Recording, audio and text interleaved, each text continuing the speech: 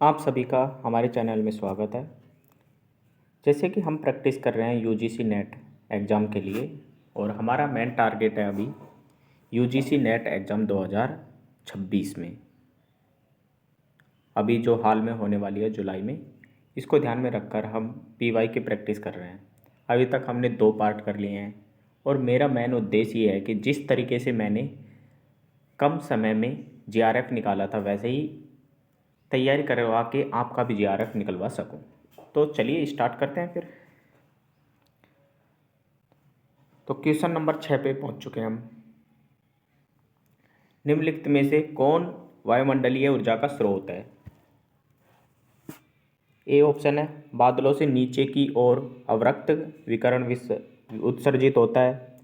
B दृष्टव्य विकिरण अंतरिक्ष में ऊपर की ओर बिखरा हुआ है।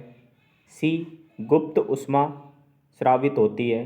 डी पृथ्वी और वायुमंडल का एल्बिडो। इसके आंसर दिख गए हैं आपको, कोई बात नहीं है, हमारा मेन उद्देश्य तो प्रैक्टिस करना है ना, कोई बात नहीं। तो क्वेश्चन क्या पूछ रहा है? क्वेश्चन पूछ रहा है वायुमंडलीय ऊर्जा का स्रोत। वायुमंडल में ऊर्जा कहाँ से आती है ये पूछ रहा है। तो वायुमंडल में जो ऊर्जा है वो गुप्त ऊष्मा से स्रावित होती है। गुप्त ऊष्मा किसकी?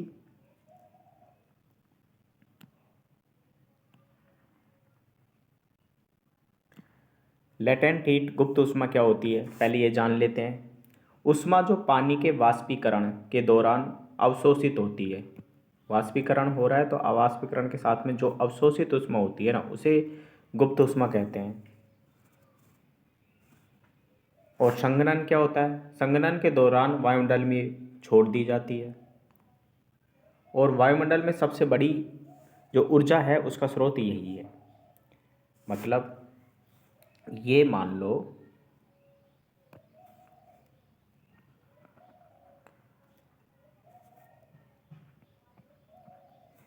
ये समुद्री धरातल है।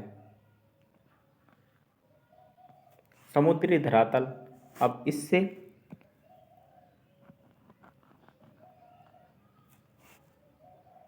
वाष्पीकरण के माध्यम से गुप्त ऊष्मा वायुमंडल में पहुंच रही है। वाष्पीकरण होगा, वाष्पीकरण से जल वाष्प बनेगी और जल वाष्प के माध्यम से ये ऊष्मा वायुमंडल तक पहुंच गई। अब जैसे जैसे ऊपर की तरफ जाएगी इसका संघनन होना प्रारंभ होगा, बादल बनेंगे।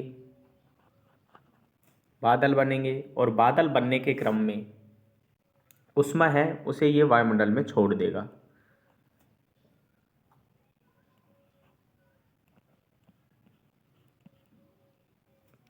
सेकंड,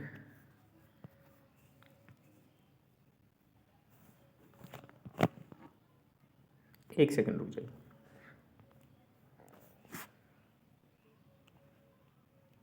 ऊष्मा को इसने वायुमंडल में छोड़ दिया तो ये ऊष्मा सबसे ज़्यादा वाष्पीकरण से आती है वायुमंडल में ऊष्मा। तो इसी को कहेंगे कि वायुमंडल में सबसे ज़्यादा ऊर्जा का स्रोत क्या हुआ? जलवाष्प। और जलवाष्प से जो ऊष्मा आ रही है उसे कहेंगे लेटेंट हीट। तो सबसे बड़ा स्रोत है लेटेंट हीट। जलवाष्प ऊपर उठकर ठंडा होता है, बादल बनते हैं और हीट रिलीज हो जाती है इस जो वायुमंडल को गर्म कर रही है। इसके साथ ही और ऑप्शंस में भी देख लेते हैं और ऑप्शंस में क्या कहा गया था। इंफ्रारेड रेडिएशन, इंफ्रारेड अवरक्त किरणें ये बादलों के नीचे की ओर निकलती हैं और यह ऊर्जा पृथ्वी की सतह को गर्म करती है, वायुमंडल का स्रोत नहीं है। अवरक्त विकिरणें होती हैं, ये क्या करती हैं? बादलों से लगातार नीचे की तरफ जाती रहेंगी और इससे इंफ्रारेड इंफ्रारेड बादलों से अवशोषित, जो बादलों में अवशोषित ऊष्मा है, बादलों में अवशोषित ऊष्मा है वो इंफ्रारेड विकिरण के माध्यम से धरातल पर आती है। ये पृथ्वी की सतह है तो ये पृथ्वी की सतह को गर्म करने का कार्य करती है। इंफ्रारेड। नेक्स्ट ऑप्शन है विजिबल। विजिबल दृश्य विकिरण होती है। ये बस मेन उद्देश्य जो विजिबल का है ना, ये अंतरिक्ष में बिखरी रहती है और ये वस्तुओं को दिखाने का काम करती है। मेन काम इसका, जिसके माध्यम से हम वस्तुओं को देख पाते हैं, आंखों से देखना, आंखों से देख पाते हैं विजिबल के माध्यम से। नेक्स्ट है एल्बिडो। एल्बिडो क्या होता है? एल्बिडो ये है सूरज।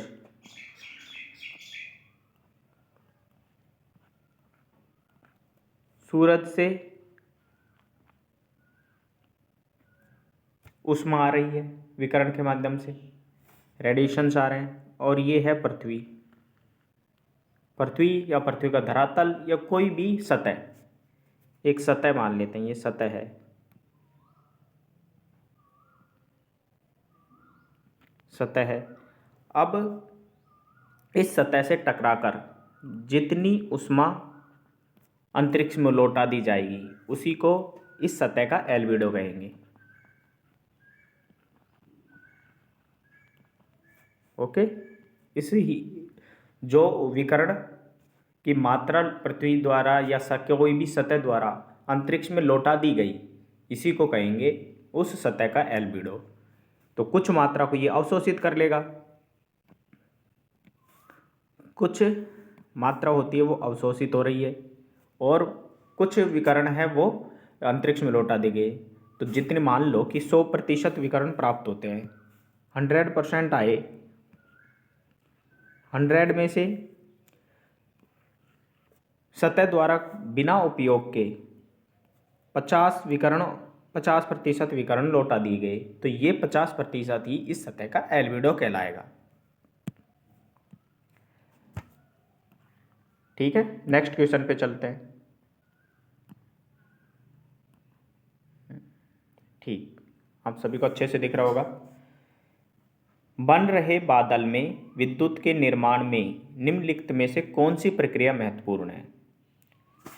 क्वेश्चन पूछ रहा है कि जो बादल बन रहे हैं ना, उनके निर्माण में, बादल बनने के क्रम में जो उसमें विद्युत का निर्माण होता है, उसमें कौन सी प्रक्रिया सबसे ज़्यादा महत्वपूर्ण है? विद्युत के निर्माण की बात हो रही है यहाँ पर। तो बादलों में विद्युत कहाँ से आती है?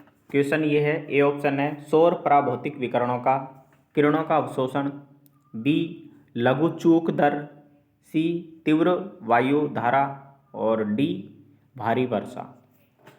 तो जो बादल हैं, बादल बनते कैसे हैं? बादल बनते हैं, हवाएं गर्म होकर जलवाष्प लेकर ऊपर उठेंगी और संघनन होगा, संघनन से बादल बनेंगे।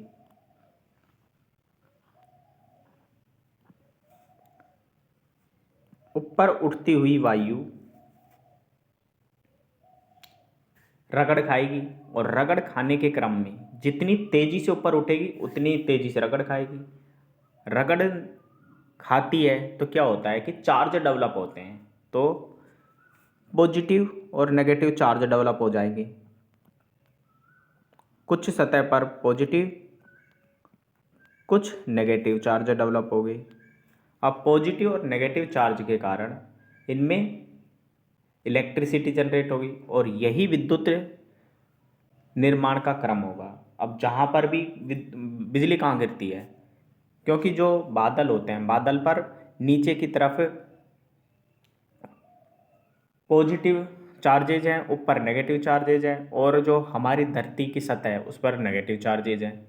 तो पॉजिटिव और नेगेटिव अट्रैक्ट करेंगे, और जहाँ पर पृथ्वी की सतह ज़्यादा बादलों के निकट है तो तेज़ी से अट्रैक्ट करेंगे। इसलिए जब भी आप सुनते हैं कि बादल गिरने, वो बिजली गिरने की घटनाएं या तो किसी पहाड़ी के आसपास हो रही हैं, या कोई ऊंचे पेड़ पे हो रही हैं, या किसी बिजली के खंभे पर गिर रही है, ऊंची इमारत पर गिर रही है, तो ये इसी कारण होता है कि जितना पास बादलों के चार्ज होगा, विपरीत चार्ज वो उतनी तेज़ी से उस दूसरे चार्ज को खींच लेगा। तो पॉजिटिव और नेगेटिव चार्ज मिलकर विभवांतर, विभव, पोटेन, विभवांतर, विभव समझ रहे हो ना, पॉजिटिव और नेगेटिव एक दूसरे को अट्रैक्ट कर रहे हैं। जब ये अट्रैक्ट कर रहे हैं तो इनके बीच में इलेक्ट्रिसिटी जनरेट हो जाएगी, क्योंकि हमारा इलेक्ट्रिसिटी जनरेट होने के लिए इलेक्ट्रॉन्स होने चाहिए। जब पॉजिटिव चार्ज और नेगेटिव चार्ज आ गए तो एक दूसरे को आकर्षित करेंगे और धारा प्रवाहित होने लगेगी। तो यही इस आंसर क्वेश्चन का आंसर था। तो इसमें क्या है, तीव्र ऊर्ध्व वायु धारा, जो सबसे तेज़ी से हवाएं ऊपर उठेंगी उतनी तेज़ी से इलेक्ट्रिसिटी जनरेट होगी।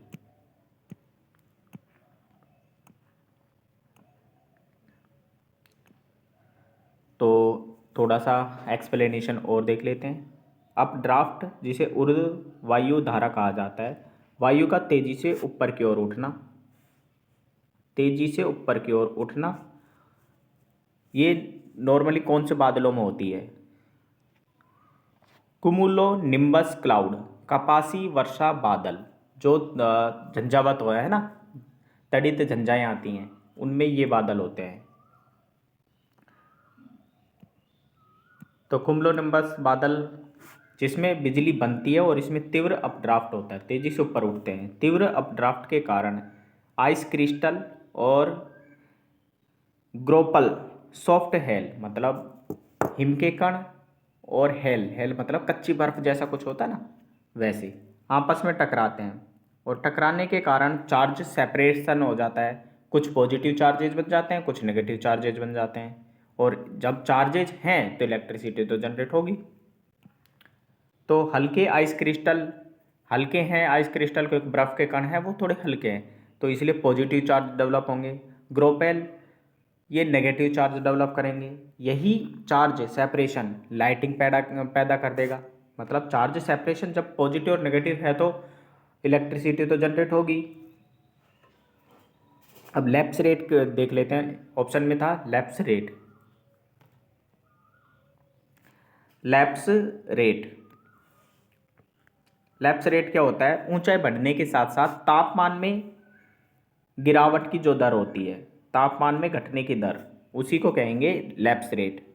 तो जितनी कम लैप्स रेट होगी वायुमंडल उतना ज़्यादा स्थिर होगा, और जितना तेजी से तापमान में गिरावट की दर होगी उतना ही अस्थिर होगा।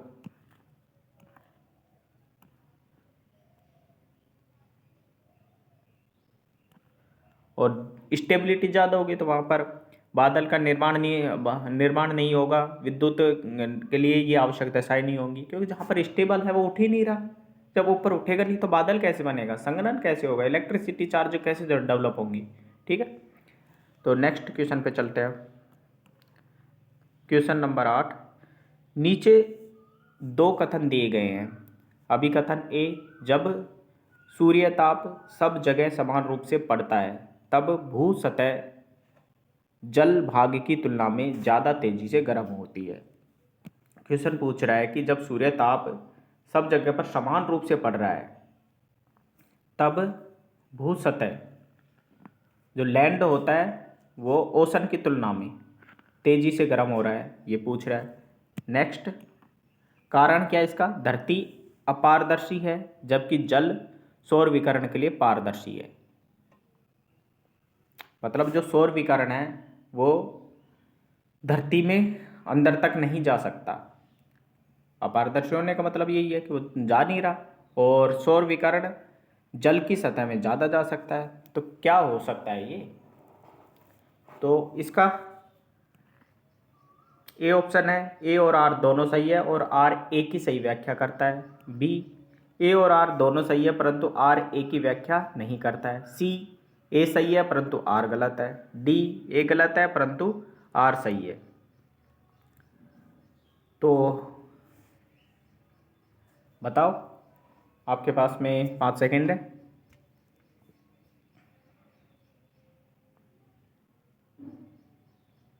ठीक है, दो सतह है हमारे पास में, एक तो ये है और एक ये सतह है। ये सतह है समुद्र की और ये सतह है धरती की। ओके, अब कोई सौर विकिरण आ रहा है, ये सौर विकिरण है, यहाँ पर भी सौर विकिरण गिर रहा है, यहाँ पर भी सौर विकिरण गिर रहा है। अब सौर विकिरण आ रहा है तो ये पारदर्शी है जल की सतह, तो ये अंदर तक गहराई तक जाएगा, गहराई तक गया, मान लो कि ये इतनी गहराई तक चले गया, ओके। और ये अपारदर्शी है तो ये कुछ मीटर तक, 1 मीटर 2 मीटर, इससे ज़्यादा नहीं, लगभग इतना जाएगा या उससे भी कम जाएगा, और जाकर ये वापस टकरा कर बाहर निकल जाएगा, ठीक है, यही होगा। तो जो यहाँ पर मान लो कि यहाँ पर भी 100% ऊर्जा प्राप्त हो रही है और यहाँ पर भी 100 आ रहा है, 100% ऊर्जा है, दोनों में 100 आ रहा है। अब इतनी सतह पर, जो ऊपरी सतह है, ऊपरी सतह पर ही ये अवशोषित हो जाएगी सारी। जब अवशोषित ऊपरी सतह पर ही हो रहा है, 100% का अवशोषित कर रहा है, ये भी 100% कर रहा है, ये भी 100 कर रहा है। यहाँ पर हम और चीज़ों को नहीं देख रहे कि एल्बिडो क्या है और चीज़ क्या है, हमारा अभी मेन है कि सतह को समझे। तो मान लो कि 100 आया तो 100 का 100 इसने अवशोषित कर लिया ऊपरी सतह ने, और इसके पास आया क्योंकि ये पारदर्शी है तो ऊपरी सतह ने मान लो 50 अवशोषित किया, नीचे की सतह ने 50 अवशोषित किया, ठीक है, समझने के लिए 50 अवशोषित कर लिया दोनों ने। तो अब ऊपरी सतह का तापमान किसका आना ज़्यादा होगा? ऑब्वियसली इस वाले का ज़्यादा तापमान होगा, इसका कम होगा क्योंकि यहाँ पर 50% उसमें है। तो समान तापमान 100 तो आया, लेकिन जो धरातल है, धरातल में लैंड वाला एरिया, तो वो महाद्वीपीय लैंड हो गया, वो वाला एरिया ज़्यादा गर्म हो गया, और समुद्र का सतह वो कम गर्म हुआ क्योंकि उसमें जो ऊर्जा प्राप्त हुई थी वो अलग अलग सतह के बीच में वितरित हो गई, इसलिए जो ऊपरी सतह में अवशोषित ऊष्मा थी उसका मात्रा कम प्राप्त हुई, इसलिए कम गर्म हुई, ठीक है, अब समझ में आ गया। तो यही क्वेश्चन पूछना चाहता है, तो इसलिए इसका आंसर हो जाएगा ए, क्योंकि कथन भी सही है, कारण भी सही है, और कारण कथन की व्याख्या भी कर रहा है। एक्सप्लेनेशन, भूमि और जल की स्पेसिफिक हीट में अंतर है, ओके। भूमि और जल की स्पेसिफिक हीट कैपेसिटी, विशिष्ट ऊष्माधारिता में अंतर है। जल स्पेसिफिक हीट अधिक रहता है, जल धीरे गर्म और धीरे ठंडा होता है। स्पेसिफिक हीट का मतलब है कि वो कितनी तेजी से उस ऊष्मा को ग्रहण कर पाएगा, और भूमि की स्पेसिफिक हीट कम है, अतः यह भूमि जल्दी गर्म और जल्दी ठंडी होती है। स्पेसिफिक जल की स्पेसिफिक हीट अधिक थी, इसलिए वो जल धीरे धीरे गर्म हो रहा था, धीरे धीरे ठंडा हो रहा था, ठीक है, धीरे गर्म और धीरे ठंडा होता था। और स्पेसिफिक हीट कम है तो तेजी से गर्म और तेजी से ठंडा होगा, ओके। जितनी ज़्यादा स्पेसिफिक हीट उतनी तेजी से, उतना ज़्यादा टाइम लेगा गर्म करने पर। मतलब जिसको मान लो कि स्पेसिफिक हीट ऐसी है कि एक पदार्थ है, उसको 1 किलोग्राम है, उस 1 किलोग्राम को गर्म करने के लिए जो ऊष्मा चाहिए, या उसके बॉन्ड्स को तोड़ने के लिए जो ऊष्मा चाहिए, तो गर्म करने के लिए जो ऊष्मा चाहिए वही उसकी स्पेसिफिक हीट होती है। तो जल की विशिष्ट ऊष्मा ज़्यादा है, इसलिए उसे ज़्यादा मात्रा में ना ऊष्मा चाहिए, इसलिए धीरे गर्म और धीरे ही ठंडा होता है। लैंड जो भूमि वाला क्षेत्र होता है ये ओपेक अपारदर्शी है, अतः सौर विकिरण केवल सतह पर अवशोषित हो जाते हैं, सतह पर अवशोषित हो जाते हैं, और ऊर्जा एक छोटी परत में केंद्रित हो जाती है, इसलिए ये तेजी से गर्म भी हो रहा है और कम समय में ही ज़्यादा गर्म हो जाता है। दूसरा है वाटर, वाटर ट्रांसपेरेंट है, परतों में ऊष्मा का वितरण हो जाता है, गहराई तक प्रवेश कर रही है, गहराई तक प्रवेश करेगी तो ऊर्जा बड़े आयतन में बंट जाती है, मतलब वितरण हो गया इसका, इसलिए भूमि की सतह की तुलना में तेजी से गर्म, भूमि की सतह जल की तुलना में तेजी से गर्म होती है, ठीक है। तो मेरे हिसाब से आपको इस क्वेश्चन में कोई कन्फ्यूजन नहीं रहा होगा, मैंने अच्छे से इसे एक्सप्लेन कर दिया, ओके। फिर भी कोई डाउट है तो आप पूछ लेना, कमेंट में आप कमेंट कर सकते हो, कमेंट के बाद मैं जवाब दे दूंगा आपको। नेक्स्ट क्वेश्चन पे चलें फिर। निम्न में कौन सी सी टाइप जलवायु के अंतर्गत शीत ऋतु के दौरान ज़्यादा वर्षा होती है? क्वेश्चन पूछ रहा है कि कौन सी सी टाइप की जलवायु है जिसमें शीत ऋतु के दौरान, शीत ऋतु में ज़्यादा वर्षा होती है। ओके,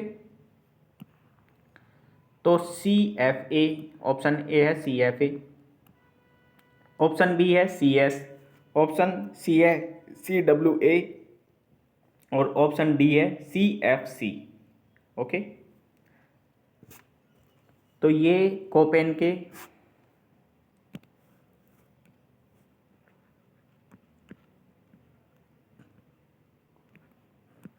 के जलवायु वर्गीकरण से क्वेश्चन आया है। अगर आपको कोपेन का जलवायु वर्गीकरण और उसके सिंबल याद है तो ये क्वेश्चन सिंपल है। जैसे F का मतलब क्या होता है? वर्ष भर वर्षा आती है। S का मतलब क्या होता है? S का मतलब होता है समर ड्राई। W का मतलब क्या होता है? Winter dry. ठीक है, तो F वर्ष भर वर्षा हो रही है तो ये तो हमारे ऑप्शंस होंगे नहीं।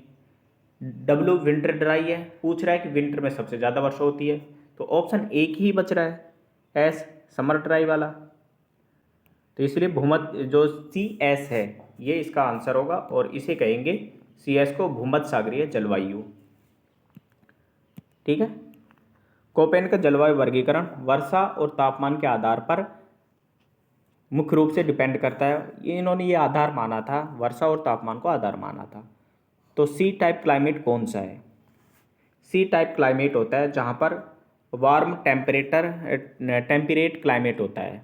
उष्ण शीतोष्ण जलवायु क्षेत्र है ये, जहाँ सबसे ठंडे महीने का तापमान -3 डिग्री सेंटीग्रेड से 18 डिग्री सेंटीग्रेड के बीच होता है। सबसे ठंडे महीने का तापमान है ना वो -3 डिग्री सेंटीग्रेड से 18 डिग्री सेंटीग्रेड तक होता है। अब कुछ सिंबल्स हैं दिए हैं उनको देखते हैं। एस का अर्थ क्या होता है? एस का अर्थ होता है ड्राई समर, शुष्क ग्रीष्म ऋतु।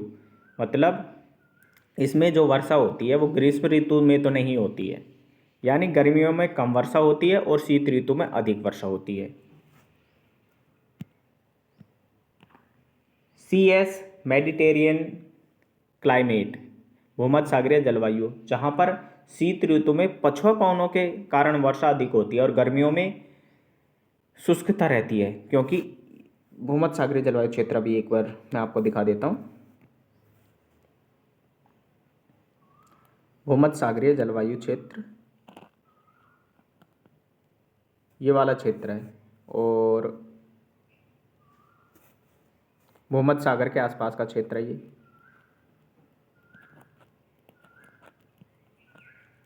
भूमध्य सागर के पास का क्षेत्र है ये। तो यहाँ पर शीत ऋतु में, शीत ऋतु होगी तो पछुआ पवनी कितने डिग्री के बीच में रहता है? ये लगभग 30-35 से 66 डिग्री के बीच में का क्षेत्र है ये। तो ग्रीष्म ऋतु में क्या होती है? पछुआ पवनी, पछुआ पवनें होती हैं शीत ऋतु में, वो इस तरफ चलने लगती हैं, और जब ग्रीष्म ऋतु आती है तो यही पछुआ पवनें धरातल से बाहर की तरफ चलने लग जाती हैं। अब जो शुष्क क्षेत्रों से बाहर की तरफ चलेंगी पछुआ पवनें, तो शुष्क क्षेत्रों में पानी है ही नहीं, तो वर्षा कैसे होगी? बारिश हो ही नहीं सकती। बरसात होने के लिए ज़रूरी है कि जलवाष्प हो। तो ग्रीष्म ऋतु में तो ये आराम स्थल भाग से जल भाग की तरफ चल रही है, तो यहाँ पर बारिश का स्रोत भी नहीं है, जो तो बरसात होती नहीं है। लेकिन जो शीत ऋतु होती है ना, शीत ऋतु में पछुआ पवनें 30 से 35 डिग्री से चल रही हैं। तो शीत ऋतु में ये पवनें भूमध्य सागर के जो आसपास के क्षेत्र हैं और या फिर इसी के और अक्षांशीय क्षेत्र हैं, तो वहाँ पर ये वर्षा का कारण बनते हैं, क्योंकि समुद्र से ये जल वाष्प को स्थल भाग की ओर ले जाती हैं। ठीक है, अब चलते हैं नेक्स्ट।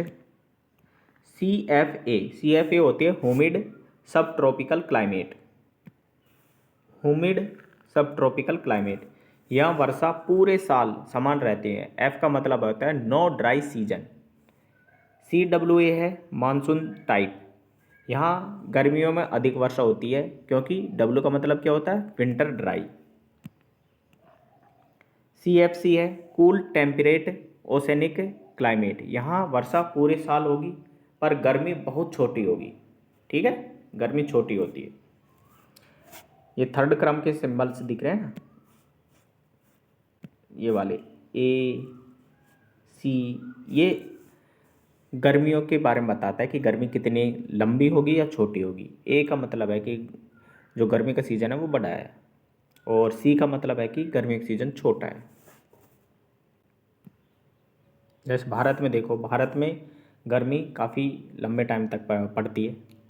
ठीक है, 2 से 3 महीने, कम से कम 3 महीने तो मान के ही चलो। मार्च अप्रैल के आसपास से स्टार्ट होती है, जून जुलाई तक जाती है गर्मी।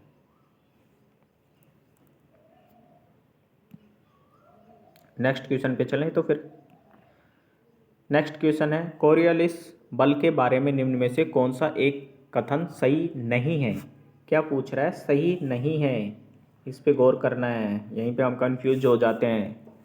A ऑप्शन है यह पृथ्वी के आवर्तन का प्रभाव है। B ऑप्शन है यह ध्रुवीय क्षेत्र के ऊपर अधिकतम होता है। C है यह प्रत्यक्ष रूप से घर्षण बल से संबंधित है। D यह वायु गति के समानुपाती है। क्योंकि ऑप्शन दिख गया, लेकिन हमारा मेन उद्देश्य एक्सप्लेनेशन देखना है, सुनना है और समझना है। कोई बात नहीं, क्योंकि आंसर दिख जाते हैं तो। ये PDF में थोड़ी गलती हो गई, मैंने चीज़ों को ध्यान से एडजस्ट किया नहीं, लेकिन अगले सेशंस होंगे या अगली बार जो अगले ईयर के क्वेश्चंस होंगे उसमें इन चीज़ों को मैं एडजस्ट कर लूँगा। ठीक है, कोई बात नहीं। A ऑप्शन है यह पृथ्वी के आवर्तन का प्रभाव है। तो कोरियोलिस बल क्या होता है, कोरियोलिस बल होता है ना, ये उत्पन्न होता है किससे, कोरियोलिस बल है ये मेनली उत्पन्न होगा पृथ्वी के घूर्णन से। पृथ्वी के घूर्णन बल से उत्पन्न होता है, क्योंकि पृथ्वी घूमेगी तो पृथ्वी घूमने के साथ साथ में वायु को अपने साथ घुमाएगी। ठीक है, घुमाएगी तो वायु धरातल से टकरा रही है, धरातल से टकरा कर चलेगी तो एक वायु पर विपरीत बल लगेगा। अगर हमारी पृथ्वी इस तरफ घूम रही है तो पृथ्वी के घूमने के कारण घूमती रहेगी, लेकिन सतह है तो सतह पे वायु है तो वायु पर एक बल उसके विपरीत दिशा में लगने का प्रयास करेगा, और इसी जो बल है इसी को कहेंगे कोरियोलिस बल। और कोरियोलिस बल घूर्णन से उत्पन्न होता है। तो इसमें कौन कौन से ऑप्शन हमारे सही होंगे, पहले पृथ्वी के आवर्तन का प्रभाव, आवर्तन मतलब घूर्णन का प्रभाव, तो ये तो ऑप्शन सही है। यह ध्रुवीय क्षेत्र के ऊपर अधिकतम होता है। सबसे ज़्यादा जहाँ पर घूर्णन बल का प्रभाव कहाँ पर होता है सबसे ज़्यादा,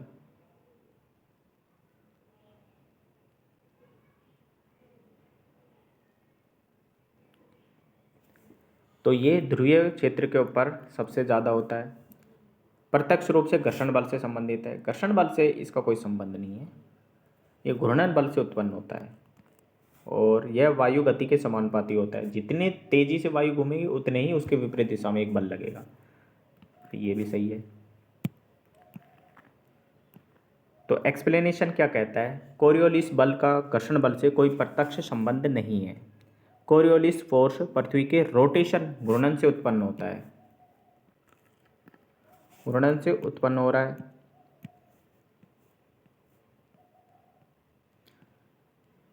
घर्षण बल तो कोरियोलिस बल के प्रभाव को कम करता है, जो घर्षण होता है ना, घर्षण बल ये कोरियोलिस बल के प्रभाव को कम करता है।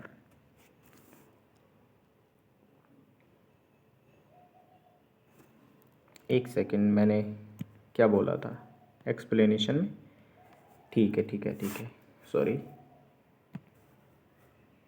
अगर पृथ्वी, एक सेकंड, अगर पृथ्वी इस तरीके से तरफ घूम रही है तो अपने साथ साथ यह हर वस्तु को भी ले जाने की कोशिश करेगी, इसलिए वायु भी उस दिशा में घूमेगी और उसी दिशा में एक बल आरोपित होगा, इसे कहेंगे कोरियोलिस बल। और कोरियोलिस बल के विपरीत घर्षण बल काम करता है। ठीक है, तो ये है कोरियोलिस बल, घूर्णन के कारण उत्पन्न हो रहा है ना, ये है कोरियोलिस बल। ओके, सॉरी पहले मैंने घर्षण बल बता दिया था, लेकिन कोई नहीं।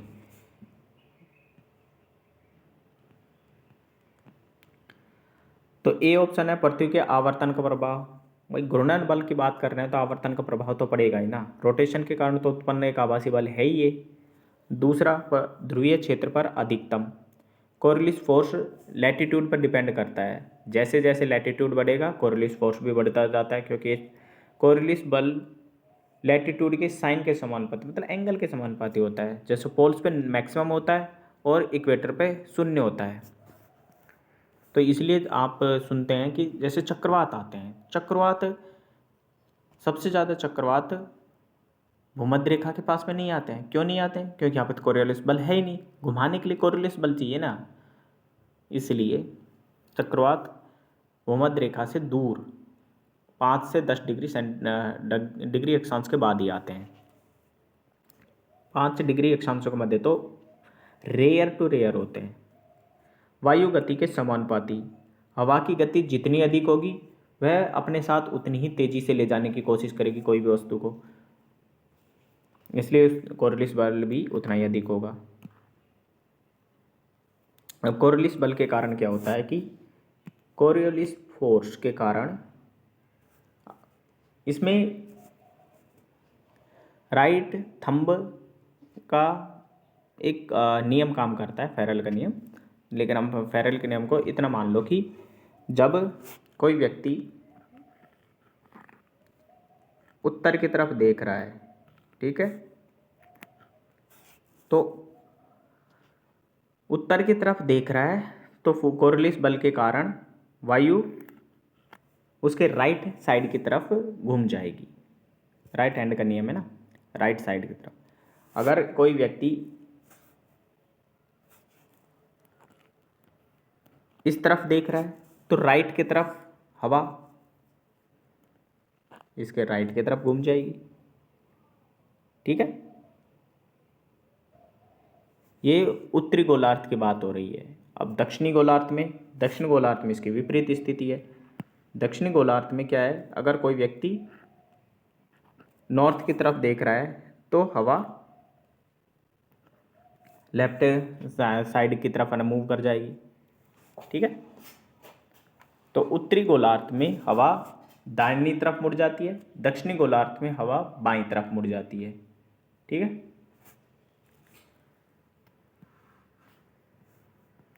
तो आज हमने 5 क्वेश्चन किए हैं और मुझे लगता है कि किसी भी क्वेश्चन में आपको कोई डाउट नहीं होगा। अगर फिर भी कोई डाउट आता है तो आप मुझे मैसेज कर सकते हैं। और मेरा मेन पर्पज़ यही है कि जिस तरीके से मैंने कम समय में जीआरएफ निकाला, आपको भी जीआरएफ निकालने में मदद करूं। मैं यहाँ पर हर क्वेश्चन को करवाता हूँ और क्वेश्चन के साथ आपको एक्सप्लेन भी करता हूँ। एक्सप्लेन हर ऑप्शन करने की कोशिश करता हूँ और उसके साथ ही मेरा उद्देश्य रहता है कि आपको उसके आसपास की चीज़ें भी बता दूँ, जिससे, लेकिन मैं बहुत ज़्यादा एक्सप्लेनेशन की तरफ नहीं जा रहा अभी। उसका मेन पर्पज़ क्या है कि टाइम कम है और कम समय में आपको ज़्यादा आना पड़ना है।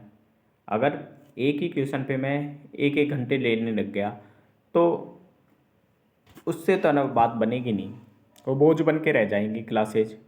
इससे कोशिश यही है कि अच्छे से जितने भी 4-5 10 क्वेश्चन करें हम, अच्छे से आपको बस समझ में आ जाएं और उससे रिलेटेड चीज़ें आपको पता चल जाए।